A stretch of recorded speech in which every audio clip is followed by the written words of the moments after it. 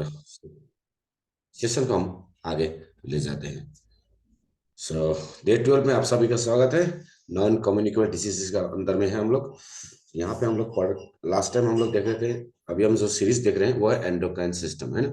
तो endocrine system के बारे में पढ़ रहे हैं। तो लास्ट टाइम हमने डायबिटीज, शुगर रोग जिसको बोलते हैं, उसके बारे में डिटेल्स में जाना था। आज हम क्या देखने वाले हैं? थायराइड। थायराइड भी एंडोक्राइन सिस्टम के अंदर आता है। ये बीमारी भी हार्मोनल इम्बैलेंस से होने वाली बीमारी है।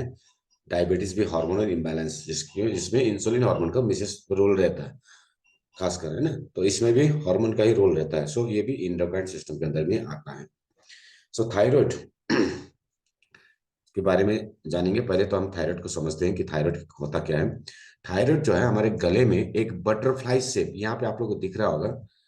ये यहाँ पे जो दिख रहा है आप लोगों को, ये शेप, ये बटरफ्लाई मैंने तितली जैसा, तितली जैसे आकार का एक ग्लैंड होता है। देखिए, एंडोक्राइन सिस्टम बोलने से ही आ ग्रुप ऑफ ग्लैंड्स। जैसे हम लोग डाइजेस्टिव सिस्टम में क्या पढ़ा था, तो ग्रुप ऑफ ऑर्गेन्स, एक ऑर्गेन्स का ग्रुप जो है वो मिलकर एक काम को अंजाम देते हैं, है ना।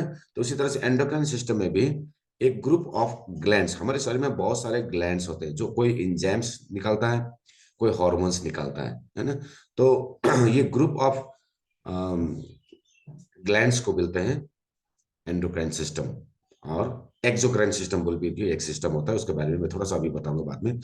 तो थायराइड भी एक हार्मोन छोड़ता है, इसलिए इसके लिए ये भी क्या है, एक एंडोक्राइन सिस्टम के अंदर में आता है। सो ये जो बटरफ्लाई शेप का आपको आकार में दिख रहा है, ये ग्रुप ऑफ ग्लैंड्स है। ग्रुप ऑफ ग्लैंड्स, इसमें ग्लैंड्स ही ग्लैंड्स होते हैं। इस ये ऑर्गन है, लेकिन ये एक ब्लड वेसल्स का एक ग्रुप होता है। इसमें सिर्फ ब्लड वेसल्स होता है, इसमें सिर्फ खून ही खून होता है, ठीक है। तो जब भी गला कटा जाता है तो थायराइड ग्लैंड कट जाता है, तो जिससे पूरा ब्लीडिंग निकल जाता है।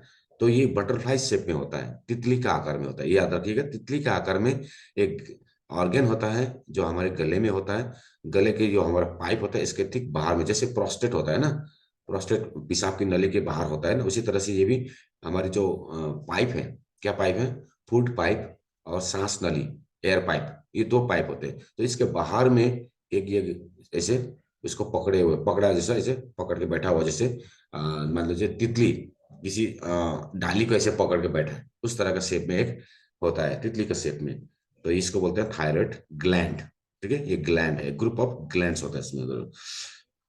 तो ये हो गया हमारा थायराइड। तो कहाँ होता है? ये गले में होता है। किस शेप में होता है? तितली के शेप में होता है, बटरफ्लाई के शेप में होता है, लाल कलर का होता है। तो ये जो हम लोग गले में देखा है यहाँ पे, ये जो फूला हुआ है, सॉलिंग, थायराइड ग्लैंड जब सॉइलिंग होता है, माने ये फूल जाता है, तो घेगा नामक बीमारी आते हैं। देखा होगा बहुत सारी, पहले तो बहुत होता था, अभी तो बहुत कम हो गया है, घेगा दिखता नहीं उतना। घेगा, गॉइटर जिसको बोलते हैं। तो ये बीमारी हमने अक्सर देखा है बुजुर्ग वालों में, या टीनेज में भी देखा जाता है। ये थायराइड ग्लैंड में सोइलिंग आता है, तो ये घेगा नामक बीमारी होती है, ठीक है। सो चलिए आगे बढ़ते हैं। थायराइड के बारे में थोड़ा और जानते हैं। ये एंडोक्राइन सिस्टम के अंदर में आता है, तो मैंने बताया। तो यहाँ पे थायराइड यहाँ पे दिखा रहा है गले में। तो इसको कंट्रोल कौन करता है? हमारे पिट्यूटरी ग्लैंड, हमारे कान के ठीक यहाँ पीछे की ओर, ये साइड में एक ग्लैंड होता है, पिट्यूटरी ग्लैंड। ये पिट्यूटरी ग्लैंड के संपर्क में रहता है। ये मास्टर ऑफ द ग्लैंड है। ये पिट्यूटरी ग्लैंड सभी ग्लैंड्स को कंट्रोल करता है। ये मास्टर ऑफ द ग्लैंड है, ठीक है। इसका भी बाप होता है थाइमस, हाइपोथैलेमस ग्लैंड। पूरे शरीर का जितने भी ग्लैंड फंक्शन है उसको कंट्रोल करने वाला है हाइपोथैलेमस, ठीक है। लेकिन पिट्यूटरी उससे थोड़ा सा नीचे आता है, उसी के ठीक नीचे में रहता है। हाइपोथैलेमस के नीचे में रहता है पिट्यूटरी ग्लैंड। ये पिट्यूटरी ग्लैंड एकदम छोटी होती है, बट ये पूरे हमारे बॉडी में जितने भी ग्लैंड्स होते हैं उसको ये करता है, एक्टिवेशन, उसको उसके फंक्शंस को एक्टिवेट करता है। तो पिट्यूटरी ग्लैंड के संपर्क में आता है थायराइड ग्लैंड। होता क्या है, थोड़ा आगे जाते हैं। एंडोक्राइन सिस्टम और एक्सोक्राइन सिस्टम, ये दो सिस्टम होता है हमारे बॉडी के अंदर, इसके भी थोड़ा सा जान ले। एंडोक्राइन सिस्टम में वो सिस्टम होता है जो जो हार्मोन बनाता है और ब्लड में छोड़ता है, ठीक है। एंडोक्राइन सिस्टम में अगर हार्मोन बनता है वो ब्लड में डायरेक्टली छोड़ता है, तो वो एंडोक्राइन सिस्टम है। एक्सोक्राइन सिस्टम माने वो बनाता है हार्मोन, लेकिन वो ब्लड में नहीं छोड़ के वो किसी ऑर्गन में छोड़ता है, एक्सोक्राइन। एंडो का हो गया अंदर ब्लड में छोड़ना, एक्सो का हो गया ब्लड के बाहर यानी किसी ऑर्गन में छोड़ना। जैसे कि एग्जांपल के लिए थायराइड, थायराइड दो हार्मोन बनाता है, T3 T4, ये दो हार्मोन बनाता है, और ये दो हार्मोन क्या करता है, वो ब्लड में छोड़ता है, तो ये एंडोक्राइन सिस्टम में आ गया। जैसे इंसुलिन, जैसे पेनक्रियास, पेनक्रियास इंसुलिन बनाता है, वो ब्लड में छोड़ता है, तो ये एंडोक्राइन हो गया। लेकिन कई जैसे हार्मोन होते हैं, जैसे ल्यूटिनेजिंग हार्मोन होता है, गैनेडोट्रोफिन हार्मोन होता है, या फिर एस्ट्रोजन, प्रोजेस्टेरोन, ये सब बहुत सारे ऐसे हार्मोन होते हैं जो किसी पर्टिकुलर ऑर्गन में छोड़ा जाता है। जब यूट्रस में हम लोग इसको पढ़ सकते हैं, यूट्रस का जब हम लोग हार्मोनल इम्बैलेंस के बारे में पढ़ेंगे तो वहाँ पे डिटेल्स में, तो वहाँ पे पढ़ा जा सकता है कि कौन सा हार्मोन, बहुत सारे हार्मोन होते हैं जो ब्लड में नहीं छोड़ के वो ओवरी में छोड़ा जाता है, ओवरी यूट्रस से निकल के ओवरी में छोड़ते हैं, ओवरी से यूट्रस में छोड़ा जाता है। इस तरह से अगर वो किसी ऑर्गन में छोड़ा जाता है तो वो फिर एक्सोक्राइन होता है। हार्मोन ही सीक्रेट होता है, बट वो ब्लड में ना छोड़कर किसी ऑर्गन में दिया जाता है, तो उसको बोलते हैं एक्सोक्राइन। ठीक है, तो ये एक्सोक्राइन सिस्टम होता है बाहर छोड़ने वाला, और एंडोक्राइन सिस्टम होता है ब्लड में छोड़ने वाला हार्मोन्स। ठीक है, तो ये होता है एक्सोक्राइन और एंडोक्राइन। दो तरह के होते हैं थायराइड। थायराइड की जो बीमारी होती है वो दो तरह के होते हैं, एक होता है हाइपोथायरॉयडिज्म और दूसरा होता है हाइपर थायरॉयडिज्म। अभी मैंने मेडिकल टर्मिनोलॉजी में बताया था हाइपो और हाइपर का क्या होता है। हाइपो का माने होता है कम, और हाइपर का माने होता है ज्यादा। अगर हार्मोन्स कम छोड़ा जा रहा है, कम निकल रहा है थायराइड ग्लैंड से, जो हार्मोन निकलता है T3 और T4, अगर कम निकल रहा है इसका माने हाइपोथायरॉयडिज्म की बीमारी है। अगर ज्यादा निकल रहा है, ठंडा लग गया हो, ज्यादा निकल रहा है इसका मतलब हाइपर थायरॉयडिज्म है। हाइपर माने ज्यादा निकलना, हाइपो माने कम निकलना। दो तरह के हार्मोन निकलते हैं, एक होता है T3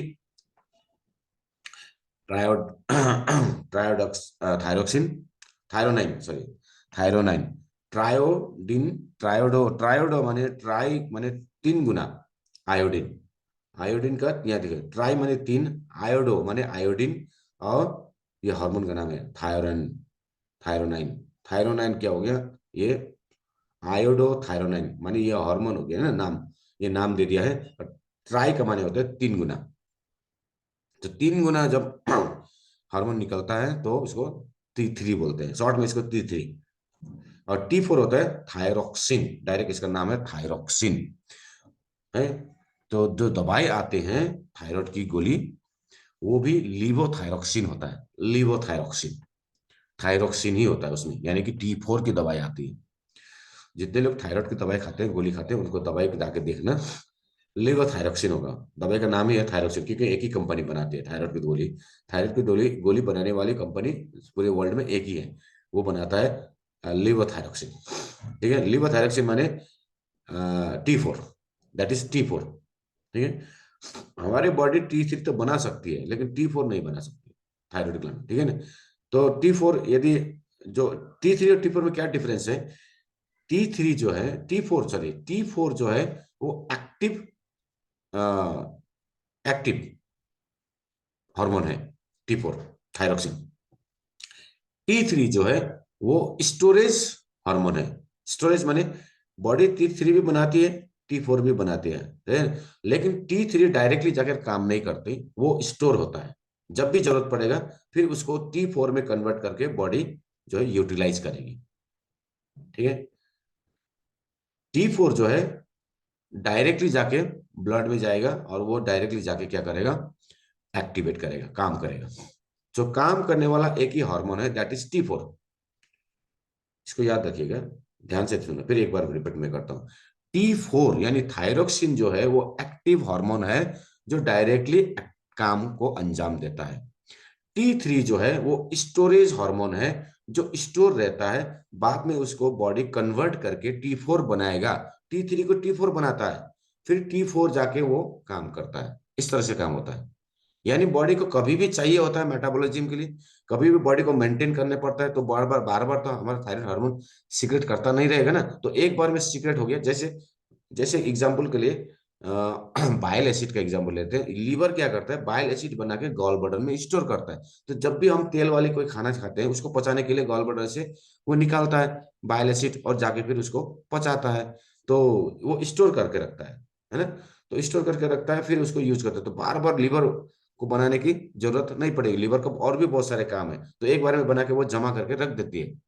तो जिसका गॉल ब्लैडर का ऑपरेशन होता है, वो जमा करने का जगह नहीं है, तो डाइजेशन का उसको इश्यू आ जाता है, वो बार बार पचा नहीं पाता खाना को ठीक से, तेल वाली जिनिस को। तो यहाँ पर भी सेम जानते हैं कि T3 और T4 दोनों तरह के हार्मोन थायराइड ग्लैंड ही बनाते हैं, लेकिन T4 कम बनाते हैं और T3 ज्यादा बनाते हैं। तो T4 बनाते हैं तो T4 को रखते हैं, और सॉरी T4 डायरेक्टली ब्लड में जाके काम को अंजाम देते हैं। T3 स्टोर होता है और वो बाद में T4 में कन्वर्ट करके फिर बना उसको काम में लगाया जाता है। लेकिन काम करने वाला हार्मोन एक ही है, वो है T4, वो है T4 लिवोथायरोक्सिन, थायरोक्सिन। सो थायरोक्सिन हार्मोन जब काम करना बंद कर देते शरीर में कम होता है, क्योंकि T3 भी नहीं बन रहा है, T3 भी क्या हो रहा है, ये स्टोर नहीं है, या फिर वो कन्वर्ट नहीं हो पा रहा है, तो डायरेक्टली दवाई देते हैं, वो है T4 का दवाई देते हैं, यानी कि थायरोक्सिन। थायरोक्सिन की गोली देते हैं और डायरेक्ट ब्लड में जाके वो काम को अंजाम देते हैं। तो ये लीवर का क्या थायराइड का सिर्फ ये मेंटेनेंस होता है दवाई से। क्यों? क्योंकि बॉडी नहीं बना रही है, तो बाहर से गोली लेके उसको मेंटेनेंस मैनेजमेंट किया जा रहा है। तो इसीलिए थायराइड की गोली जो है लाइफ टाइम चलती है। क्यों? क्योंकि ग्लैंड ही सक्षम नहीं हुआ। क्यों नहीं हुआ? क्योंकि ग्लैंड में प्रॉब्लम है। तो दवाई खाने से ग्लैंड ठीक नहीं होगा, दवाई खाने से काम बनेगा, दवाई खाने से काम बनेगा, क्योंकि काम करने के लिए जो दवा चाहिए थी, जो हार्मोन चाहिए थे, वो हार्मोन उस हार्मोन की दवा दे रहे हैं, हार्मोन की दवा खा रहे हैं, नॉट कि ग्लैंड के लिए खा रहे हैं। अगर ग्लैंड के लिए दवा खाता तो ग्लैंड एक्टिवेट होता, ग्लैंड ठीक होता, फिर वो खुद हार्मोन निकालता। ग्लैंड तो बीमार है, वो तो बीमार का बीमार ही रहेगा, रहने वाला है, ठीक है ना। दवा खाने से ग्लैंड ठीक नहीं होने वाला, दवा खाने से मैनेजमेंट होगा, T4 का मैनेजमेंट होगा, क्योंकि दवा तो T4 का दिया जा रहा है, ग्लैंड का तो नहीं दिया जा रहा है। इसीलिए थायराइड का क्या होगा, लाइफ टाइम दवा चलते रहता है। ये समझिए। देखो, अब यहाँ पे एक और हार्मोन आता है, वो होता है थायराइड स्टिमुलेटिंग हार्मोन, जिसको बोलते हैं TSH। ठीक है। जब भी थायराइड का टेस्ट होता है, तो ये तीनों हार्मोन का टेस्ट होता है। ये देखिए, ये एक टेस्ट है, टेस्ट रिपोर्ट है, यहाँ पे हमारे उत्पल मजुमदार सर ने हमको भेजा था। यहाँ पे देखिए T3, T4 और TSH तीनों का रिपोर्ट है ना। तो मैं इसके बारे में थोड़ा सा बता दूं, TSH क्या है। देखिए, TSH भी एक हार्मोन है जो पिट्यूटरी ग्लैंड बनाता है। पिट्यूटरी ग्लैंड TSH बना के थायराइड में देता है, थायराइड में छोड़ता है, और उस TSH की वजह से थायराइड ग्लैंड T3 और T4 बनाता है। यानी कि TSH क्या हुआ, ये क्या करता है, थायराइड ग्लैंड को फोर्स करता है कि तुम T3 और T4 बनाओ, बोल के डायरेक्शन देता है, ये डायरेक्शन देता है, ठीक है। और T3 और T4 क्या करता है, फिर थायराइड ग्लैंड बनाने लगता है। अगर मान लीजिए T3 TSH की मात्रा कम हुई, पिट्यूटरी ग्लैंड ने TSH की मात्रा कम दी, तो T3 और T4 फिर ज्यादा बनेगा, तो ये हाइपोथायराइडिज्म हो जाता है, सॉरी हाइपर हो जाता है। अगर TSH की मात्रा ज्यादा दे रहे हैं, क्यों ज्यादा दे रहे हैं, क्योंकि थायराइड ग्लैंड, ब्रेन को लगता है कि ये थायराइड ग्लैंड जो है ना, वो T3 T4 बना ही नहीं रहा है, कम बन रहा है। तो वो क्यों कम बना रहा है, तो इसके लिए हो सकता है तो इसीलिए क्या करता है, पिट्यूटरी ग्लैंड क्या करता है, TSH को ज्यादा भेज देगा। तो जब भी TSH बढ़ा हुआ मिलेगा, T3 या T4 कम मिलेगा, इसका माने हाइपोथायरॉयडिज्म। हाइपोथायरॉयडिज्म में TSH बढ़ा हुआ मिलेगा, T3 और T4 कम मिलेगा, वो हाइपो हो गया। हाइपर में TSH कम होगा और T3 और T4 बढ़ा हुआ मिलेगा। अगर ये तीनों ही बैलेंस है, जैसे इस रिपोर्ट में देखते हैं, इन तीनों ही समान है, इसमें कोई बढ़ा हुआ नहीं, कोई कम नहीं, दैट मीन्स थायराइड ग्लैंड ठीक से काम कर रहा है, इसमें थायराइड की बीमारी नहीं है। थायराइड की बीमारी दो तरह की होती है, एक होता है हाइपोथायराइडिज्म, एक होता है हाइपर। हाइपो में TSH ज्यादा होगा, T3 T4 कम होगा। हाइपर में TSH कम होगा, T3 T4 ज्यादा बनेगा हाइपर में। सो ये है बीमारी। और थायराइड ग्लैंड का सीधा कनेक्शन हमारे कॉन्स्टिपेशन से होता है। कॉन्स्टिपेशन, ये बीमारी कॉन्स्टिपेशन से ही शुरू होता है। कॉन्स्टिपेशन से हमारे ब्लड में, हमारे खून में गंदगी जाती है। उस गंदगी की वजह से, क्योंकि ये ब्लड वेजल्स का ग्रुप है, एक ग्लैंड है इसमें सिर्फ ब्लड वेजल्स है, तो वो गंदगी हमारे थायराइड ग्लैंड में जाके जमा होने लगती है। उसकी वजह से, उस गंदगी की वजह से, उस टॉक्सिन की वजह से हमारा थायराइड ग्लैंड ठीक से काम नहीं कर पाता, तो ये बीमार हो जाता है। तो ये हार्मोन या तो कम बनाता है या फिर ज्यादा बनाता है। एक्चुअली तो हार्मोन कम ही बनाता है। सबसे ज्यादा केसेस तो हाइपर हाइपर का नहीं बल्कि हाइपोथायराइडिज्म का मिलता है। सबसे ज्यादा 90% केसेस हाइपोथायराइडिज्म का मिलता है, 90%। और सबसे ज्यादा ये केसेस महिलाओं में पाए जाते हैं, लेडीज में। क्यों? क्योंकि लेडीज का हार्मोनल इम्बैलेंस चलते रहता है, पूरे महीना उसका हार्मोनल चेंजेस चलते रहता है। थायराइड का सीधा कनेक्शन यूट्रस से होता है। पिट्यूटरी ग्लैंड मास्टर हो गया, पिट्यूटरी ग्लैंड का कनेक्शन थायराइड के साथ भी होता है, और थायराइड का कनेक्शन डायरेक्ट यूट्रस के साथ भी होता है, जिसकी वजह से हाइपोथायराइडिज्म के केसेस सबसे ज्यादा महिलाओं में पाए जाते हैं। महिलाओं में। क्यों? क्योंकि थायराइड का कनेक्शन यूट्रस से होता है, दोनों ही हार्मोन है। अब यहाँ पे गंदगी होगा तो गंदगी ब्लड में जाएगी, ब्लड में तो गंदगी घूमते रहेगी, तो जिसकी वजह से यूट्रस में भी हार्मोन का इम्बैलेंस पड़ जाता है। क्योंकि यूट्रस में तो ऐसे भी हार्मोन का इम्बैलेंस चलते रहता है पूरा महीना, पूरा महीना, पूरा सप्ताह, हर एक सप्ताह हार्मोन का up and down, up and down, up and down रहता है। पूरे एक एक हफ्ता, 4 हफ्ता में कभी ये ज्यादा कभी वो कम, ऐसे पिक डाउन होते रहता है।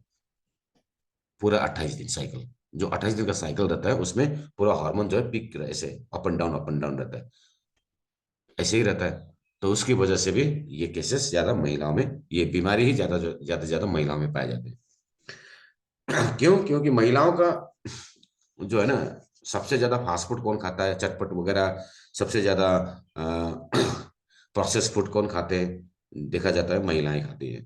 तो जिसकी वजह से ब्लड जो है, खून जो है, गंदगी समा जाता है खून के अंदर में, खून साफ नहीं हो पाता, और ये हार्मोनल इम्बैलेंस होने की बीमारी बढ़ जाती है। हाइपोथायराइडिज्म और हाइपोथायराइडिज्म के बारे में थोड़ा सा कंपैरिजन देखते हैं, क्या क्या सिम्टम्स आ सकता है इसमें। ठीक है। हाइपोथायराइडिज्म जिसमें ज्यादा बनता है हार्मोन, यानी T3 और T4, और हाइपोथायराइडिज्म में कम बनता है T3 और T4। देखिए, secretion of T3 and T4 hormones higher than usual, जितना बनना चाहिए था उससे ज्यादा बनता है, ज्यादा निकलता है। सिक्रेशन माने निकलना, सिक्रेट माने निकालना, सिक्रेट करता है, माने थायराइड ग्लैंड हार्मोन को सिक्रेट करता है, निकालता है, प्रोडक्शन। सो T3 T4 ज्यादा छोड़ेगा ये, जबकि इस जिसके कारण, जिसके कारण जो मेटाबॉलिज्म है वो फास्ट होने लगता है। क्योंकि T3 T4 का सबसे इंपॉर्टेंट काम जो होता है वो होता है मेटाबॉलिज्म। मेटाबॉलिज्म माने चाय पचाए, हमारे शरीर में फैट को गलाकर एनर्जी में कन्वर्ट करना ही मेटाबॉलिज्म है।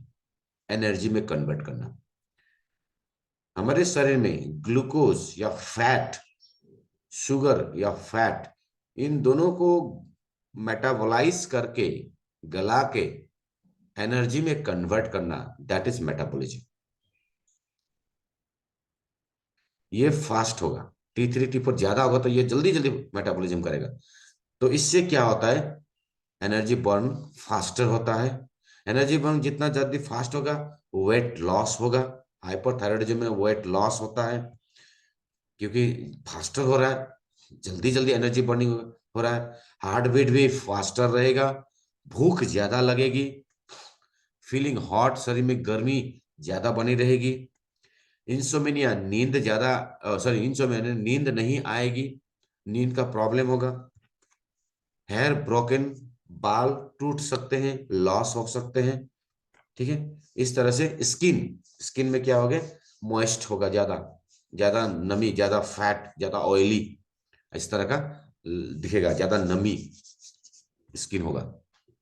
हाइपरथायराइडिज्म, हाइपोथायराइडिज्म में secret of T3 and T4 hormones fewer than usual, जितना होना चाहिए नॉर्मल उससे कम होता है।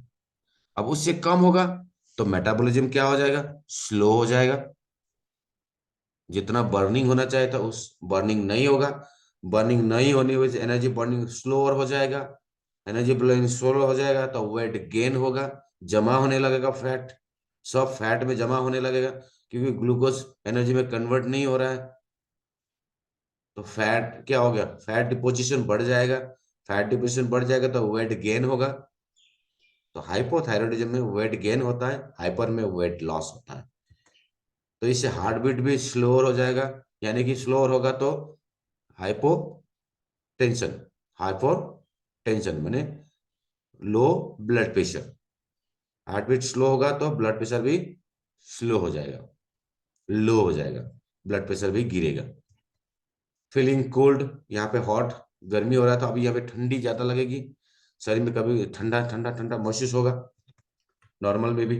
टायर्डनेस, थकान बहुत लगेगी, क्यों, क्योंकि एनर्जी नहीं मिल रहा है शरीर को, सेल्स को एनर्जी नहीं मिल रहा है, जल्दी से नहीं मिल रहा है, जो थकान लगेगी, नींद ज्यादा आएगी, और ज्यादा मोटा होगा।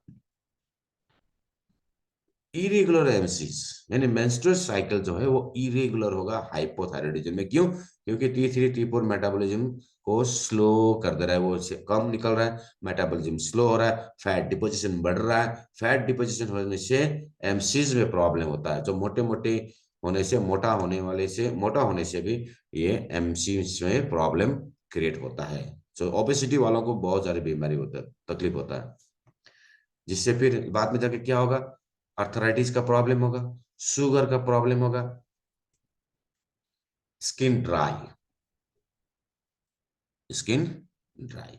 सो अगर वेट लॉस करना है तो वेट लॉस करने के लिए मेटाबॉलिज्म फास्टर होना होगा, मेटाबॉलिज्म क्या होना होगा, फास्ट। तो मेटाबॉलिज्म को फास्ट करने के लिए दवाई नहीं खानी है, इसका नहीं है कि दवाई खा के हम लोग मेटाबॉलिज्म को फास्ट करेंगे, मेटाबॉलिज्म को फास्ट करने फिजिकल एक्टिविटी बहुत जरूरी है।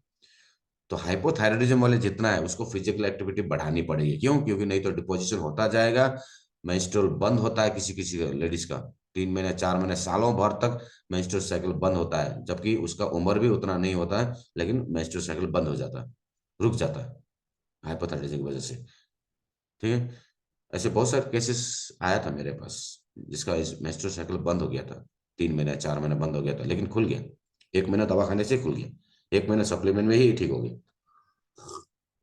ये सारी चीजें हार्मोनल इम्बैलेंस के कारण होती है, तो इसको तत्काल इसका ट्रीटमेंट कर लेना चाहिए।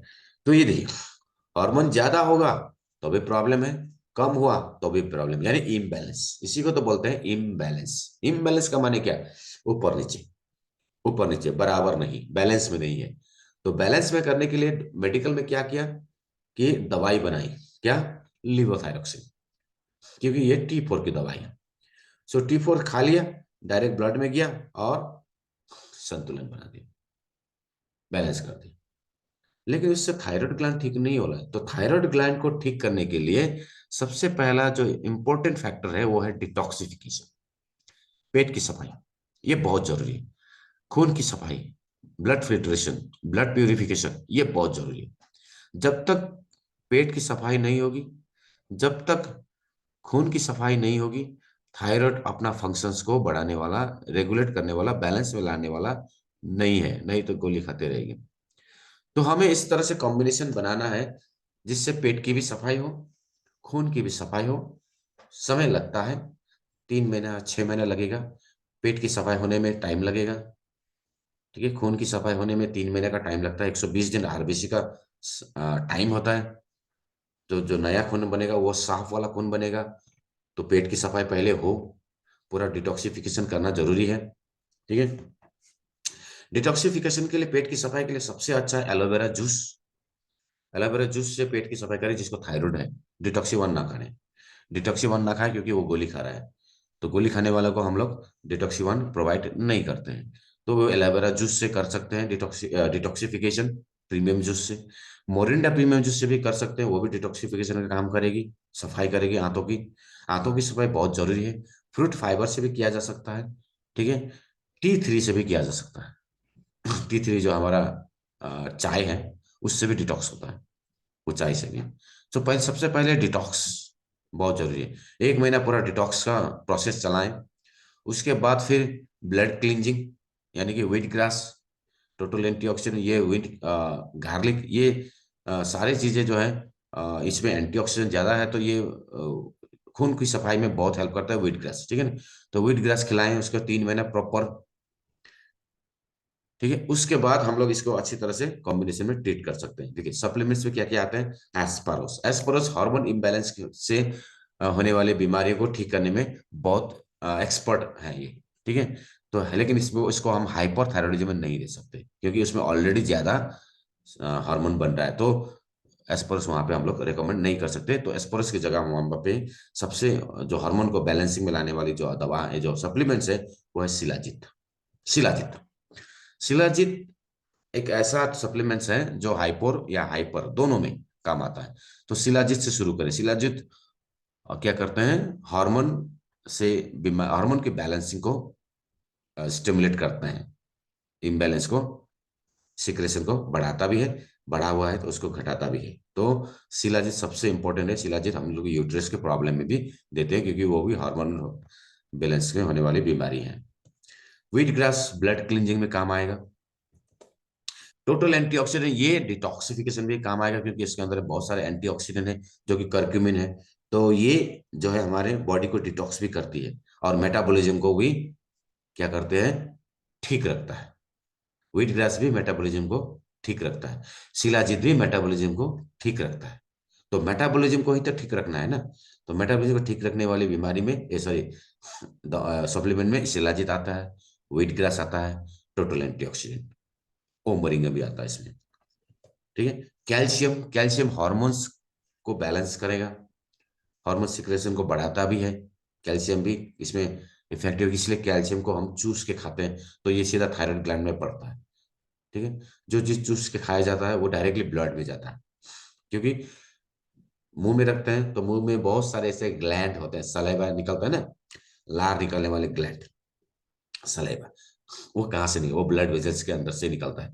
तो मुख में अगर कुछ भी चीजें रखते हैं, चूसते रहते हैं, तो सीधा ब्लड में जाता है, डायरेक्ट ब्लड में कनेक्शन होता है, डायरेक्ट हार्ट में जाता है, ब्लड वेजल्स में जाता है। तो हमारा जो कैल्शियम है, जिसमें विटामिन D3 है, वो हम चूस के खाते हैं। तो चूस के खाने से सीधा ये थायराइड ग्लैंड में भी जाएगा, और सीधा ये ब्लड में भी जाएगा। तो ये हार्मोन को बैलेंस को भी मेंटेन करता है। शतावरी, जो एस्परस का ही एक रूप है, ये भी हार्मोन बैलेंस में काम करता है। नेचुरोवीटा, क्योंकि गले में कुछ प्रॉब्लम हो सकता है, तो नेचुरोवीटा भी हम लोग उसमें रिकमेंड कर सकते हैं। पैनिक जिंसन भी हार्मोन इम्बैलेंस में मेटाबॉलिज्म में मदद करता है। तो हार्मोन इम्बैलेंस को भी ये बैलेंसिंग में लाने की कोशिश करता है, ये हेल्प करता है उसमें। लेकिन ये एक्चुअल में वो आ, उसका दवाई नहीं है। अगर इन्फ्लामेशन है तो वहां पे हम लोग दे सकते हैं, टोटल एंटीऑक्सीडेंट दिया तो पैनिक जिंसन देने का उतना जरूरत। क्रैम्प है तो उसमें हम लोग ये इसको यूज करते हैं, क्रैम्प में उससे एनर्जी के लिए भी यूज करते हैं, एनर्जी अगर कम है तो। अश्वगंधा, अश्वगंधा भी यहाँ पे बहुत हेल्पफुल है। जो छोटी वाली हमारी जो आयुर्वेदिक प्रोडक्ट है, छोटे वाले में हम लोग उसको रेकमेंड कर सकते हैं। अश्वगंधा क्या करता है, अश्वगंधा हमारे एंजाइटी को कंट्रोल करता है, स्ट्रेस को कंट्रोल करता है। तो स्ट्रेस की वजह से भी हार्मोन इम्बैलेंस होता है, क्योंकि जिसका हार्मोन इम्बैलेंस होता है वो स्ट्रेस में रहता है, नींद नहीं आता, या तो नींद बहुत ज्यादा आता है, या तो फिर नींद नहीं आता, जैसे हमने पढ़ा अभी कंपेरिजन में। सो नींद का समस्या जिसको है, वो अश्वगंधा हम लोग दे सकते हैं, तो स्ट्रेस को कंट्रोल करता है, एक ब्रेन फंक्शंस को बढ़ाता है ये। तो इससे भी ऊपर और एक दवा है, वो है ब्रह्मी। ब्रह्मी थायराइड के लिए सबसे दिया जाने वाला सप्लीमेंट्स है, सबसे रिकमेंडेड सप्लीमेंट्स है ब्रह्मी। क्यों? क्योंकि ब्रह्मा जो है हमारा क्राउन चक्र है ना, तो हमारे जितने भी ग्लैंड्स है वो यहीं से शुरू होता है। तो पिट्यूटरी ग्लैंड को एक्टिवेट रखना, थाइमस ग्लैंड, हाइपोथैलेमस को एक्टिवेट रखना, थायराइड ग्लैंड को एक्टिवेट रखने के लिए हमारे ब्रेन का एक्टिवेशन होना बहुत जरूरी है। तो ब्रेन के फंक्शंस को बढ़ाने के लिए ब्रह्मी का सबसे बड़ा रोल है, हमारे नर्वस सिस्टम को ये एक्टिवेट करता है। तो ब्राह्मी यहाँ पे हम लोग ऐड कर सकते हैं, ब्राह्मी दे सकते हैं। जिसका बजट अच्छा नहीं है, जो अफोर्ड नहीं कर सकते, उसको Brahmi, shilajit, ashwagandha, wheat grass, total antioxidant, ये सारी चीजें हम लोग दे सकते हैं। ठीक है, तो इस तरह से इसमें से हमको मिला के देना है। ठीक है, जूस दे सकते हैं, एलोवेरा प्रीमियम जूस, डिटॉक्सिफिकेशन के लिए। सो ये है हमारा थायराइड। अभी हमने थायराइड में क्या सीखा? थायराइड ग्लैंड एक तितली के आकार में एक गुच्छा होता है, जो गुच्छे के आकार में एक तितली के जैसे आकार में बने वाला एक ग्लैंड है, जो हमारे गले में होता है। और ये दो तरह का हार्मोन निकलता है, जो है T3 और T4। ये किसके प्रेजेंस में निकलता है? वो है TSH, thyroid stimulating hormone. TSH के प्रेजेंस में नहीं निकलता है। टीएसएच कौन निकलता है? पिट्यूटरी ग्लैंड निकलता है। पिट्यूटरी ग्लैंड टीएसएच छोड़ता है थायराइड में। थायराइड फिर दो हार्मोन निकलता है, T3 T4। T4 जो है वो एक्टिवेट हार्मोन है, T3 जो है वो स्टोरेज हार्मोन है। T3 काम नहीं करती है, T3 डायरेक्टली काम नहीं करते, बट वो T3 जो है T4 में कन्वर्ट करके बॉडी जो है T4 को यूज करती है। जब भी T4 ज्यादा होता है तो हाइपोथायरॉयडिज्म होता है, जब भी T3 या T4 कम होता है तो फिर वो हाइपोथायरॉयडिज्म होता है, उसमें TSH ज्यादा आता है। तो हार्मोन इम्बैलेंस होता है इस तरह से। तो हार्मोन इम्बैलेंस होने से हमारे बॉडी में अनेक प्रकार की T3 जो T4 ये हार्मोन और एक काम करता है, बॉडी के टेम्परेचर को भी मेंटेन रखता है। बॉडी का जो टेम्परेचर है ना, 37 डिग्री सेल्सियस या 98 डिग्री फ़ारेनहाइट, बॉडी का टेम्परेचर को मेंटेन रखता है। इसीलिए अगर T3 T4 बढ़ा हुआ रहता है, कोल्ड और हॉट बॉडी, या फिर कोल्ड बॉडी, या फिर कोल्ड फीलिंग या फिर हॉट फीलिंग होता है, बैलेंस नहीं होता। बॉडी या तो गर्म होगा या तो ठंडी होगी। तो ये टेम्परेचर को भी मेंटेन करता है। बॉडी के टेम्परेचर को मेंटेन करने के लिए भी थायराइड हार्मोन का बहुत इंपॉर्टेंट रोल है। इसलिए इसको सक्रिय रखने के लिए, इसको बैलेंसिंग में रखने के लिए सबसे पहले हमें कॉन्स्टिपेशन को ठीक करना होगा, हमारे पेट की सफाई को ठीक करना होगा। पेट की सफाई, खून की सफाई ही इसकी बीमारी की इलाज है। इस बीमारी का इलाज दो ही है, एक है पेट की सफाई, दो है खून की सफाई। और हमें विटामिन डी भी चाहिए। विटामिन डी यानी धूप में बैठना होगा, एक्सरसाइज करना होगा, ब्लड सर्कुलेशन को इंप्रूव करना होगा, ताकि ब्लड सर्कुलेशन इंप्रूव होगा तो यहाँ की गंदगी को वो खींच सके। भाई आप लोग को एक एग्जांपल देता हूँ, कितना टाइम हो गया? हो गया टाइम, ऑलमोस्ट टाइम हो गया। एग्जांपल देता हूँ है, खून किस तरह से हमारे टॉक्सिन्स को निकालता है बाहर, और कितने दिन में ये निकाल देता है। हमारे शरीर में जितने भी सेल्स के अंदर में कहीं पर भी टॉक्सिन जमा होगा ना, हमारे खून जो है ना उस टॉक्सिन्स को निकाल कर बाहर करता है, और उस ऑर्गन को, उस पार्ट्स को साफ करता है। ये ब्लड करता है। ब्लड ही शरीर में सबसे इंपॉर्टेंट रोल प्ले करता है, क्योंकि यही सर्कुलेट होता है। सफाई भी यही करेगा, पहुंचाएगा भी यही। एग्जाम्पल के लिए मैं देख आप लोगों को बता देता हूँ, ठीक है, कैसे करता है। एक मिनट, अभी थोड़ा सा डाइट के बारे में जान ले, फिर मैं उसको एग्जाम्पल का आपको बताऊंगा। आंवला इसमें सबसे बड़ा रोल प्ले करेगा।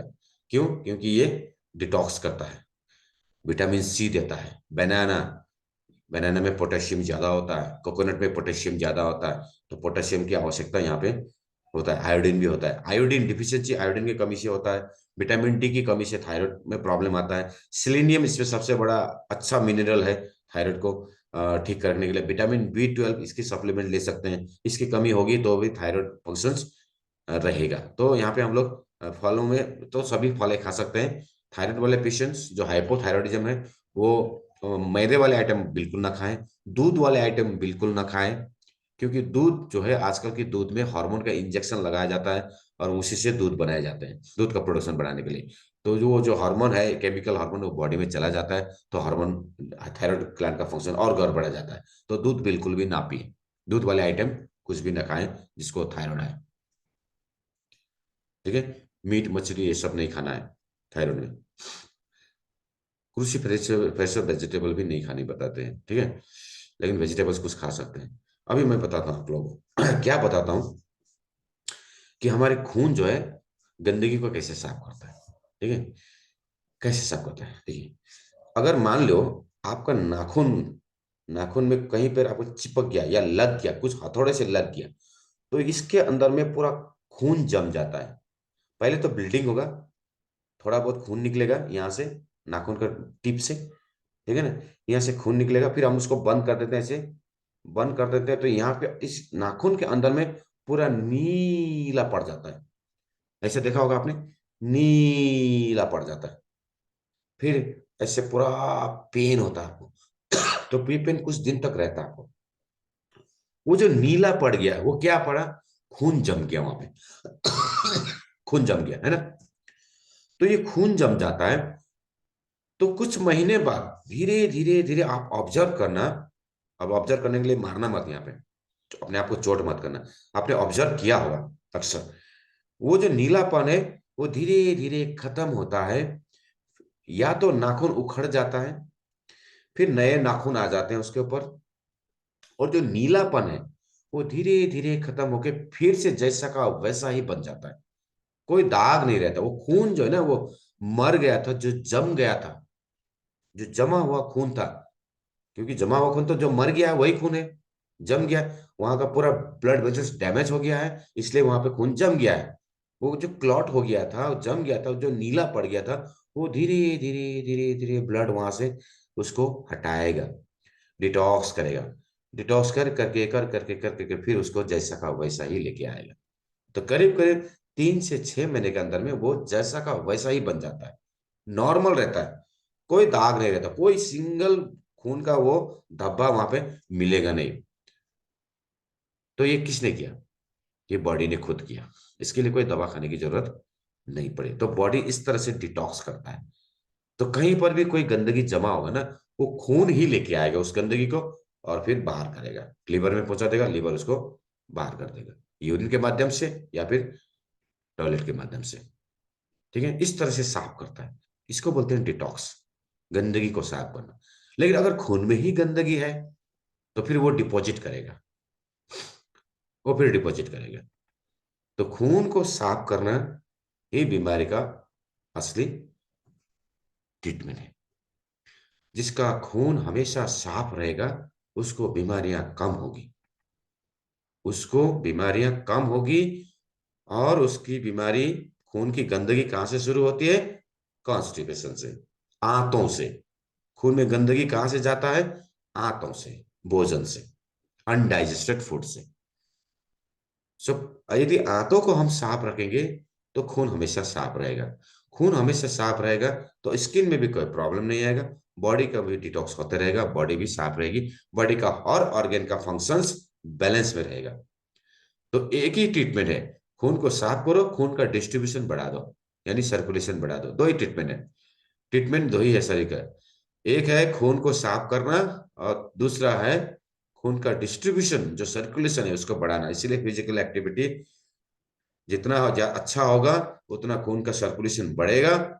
जितना खून का सर्कुलेशन बढ़ेगा टॉक्सिन्स को निकालेगा, सफाई करेगा बॉडी की। बस यही ट्रीटमेंट है, असली ट्रीटमेंट यही है। कुछ नहीं करना है बॉडी को फिट रखने के लिए, खून का सफाई और खून का डिस्ट्रीब्यूशन। और खून की सफाई करने के लिए पेट की सफाई बहुत जरूरी है। पेट की सफाई करने के लिए गंदगी चीजें ना खाएं, हेल्दी चीजें खाएं, जिससे गंदगी शरीर में ज्यादा ना हो। यही है हेल्दी लाइफ, यही है, और कुछ नहीं है। बहुत बड़ा साइंस नहीं है, हेल्दी जीना बहुत बड़ा साइंस नहीं है। ठीक है, एक ही साइंस है, खून को साफ रखो और उसका डिस्ट्रीब्यूशन को मेंटेन रखो, सर्कुलेशन को मेंटेन रखो, बाकी ऑर्गन्स अपने आप काम करने लगे। कोई एक्सीडेंशियली वो अलग बात है, लेकिन नेचुरली ये दो ही सोल्यूशन है शरीर का। तो इसीलिए हमें हमेशा फ्रूट फाइबर, स्ट्रॉन्ग लीफ, जो भी डिटॉक्स करे, टोटल एंटीऑक्सीडेंट, जो भी बॉडी को डिटॉक्स करे, है ना, जूसेस वगैरह हो गया, ये हमें रेगुलरली लेते रहें। व्हीट ग्रास लेते रहें, साल में एक बार दो बार जरूर ले, तो जिससे हमारा शरीर का फंक्शंस अच्छा बना रहे, एनर्जी लेवल ठीक हो, थायराइड अच्छा से काम करे, बॉडी का टेम्परेचर मेंटेन हो, मेटाबॉलिज्म ठीक हो, है ना, फीलिंग्स को ठीक आए, नींद अच्छा आए। बस यही मेंटेन करना है, एक्टिविटी बढ़ाते रहें, है ना। जैसे हम लोग तो एक्टिविटी ऐसे ही बढ़ जाता है, हम लोग तो भाग दौड़ करने वाले सभी लोग हैं।